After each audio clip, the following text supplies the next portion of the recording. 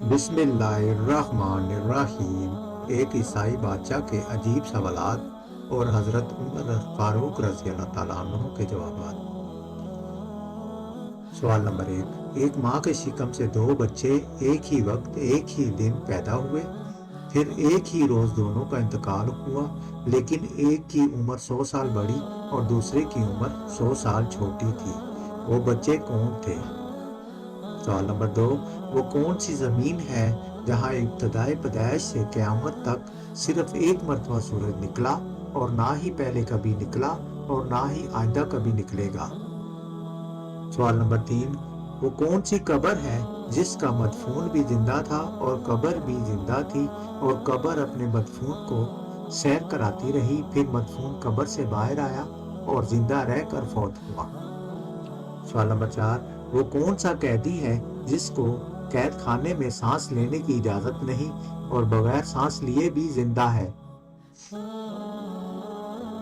یہ تھے عیسائی بادشاہ کے عجیب سوالات، اور دیکھیے صحابہ کرام رضی اللہ تعالیٰ اجمعین کی شان کہ حضرت عمر فاروق رضی اللہ تعالیٰ عنہ نے ان سوالات کے بڑی عقل مندی سے جواب دیے، اور عیسائی بادشاہ یہ جوابات دیکھ کر بہت حیران ہوا، کیونکہ جوابات سوائے نبی کے کوئی اور نہیں دے سکتا تھا۔ جوابات سنیے۔ جواب نمبر 1۔ وہ دونوں بھائی حضرت عزیز اور حضرت عزیر علیہ السلام ہیں۔ دونوں ایک ہی دن ایک ماں کے شکم سے پیدا ہوئے، لیکن درمیان میں خدا تعالیٰ نے اپنی قدرت کاملہ دکھانے کے لیے حضرت عزیر پر 100 سال تک موت کی نیند طاری رکھی، پھر 100 سال بعد زندہ ہوئے، اس لیے حضرت عزیر کی عمر 100 سال چھوٹی اور حضرت عزیز کی عمر 100 سال بڑی ہو گئی۔ جواب نمبر 2۔ وہ زمین دریائے کلزم کی تہ ہے جہاں فرعون غرق ہوا۔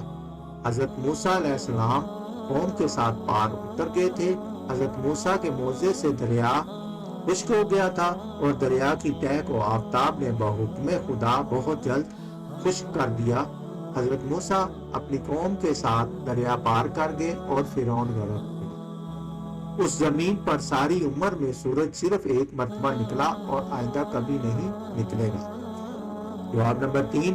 وہ قبر جس کا مدفون اور قبر دونوں زندہ تھے، قبر اپنے مدفون کو سیر کراتی رہی، وہ حضرت یونس علیہ السلام کی مچھلی تھی۔ قبر بھی زندہ تھی اور مدفون بھی زندہ، اور مچھلی آپ کو سیر کراتی رہی، پھر آپ مچھلی کے پیٹ سے باہر آ کر زندہ رہے اور پھر وفات پائی۔ جواب نمبر 4۔ وہ قیدی قید خانے میں سانس لیتا اور بغیر سانس لیے وہ زندہ رہتا ہے، وہ بچہ ہے جو ماں کے شکم میں قید ہے، اور خدا نے اس کے سانس لینے کا ذکر نہیں کیا، اور نہ وہ سانس لیتا ہے اور پھر بھی وہ زندہ رہتا ہے۔ سبحان اللہ۔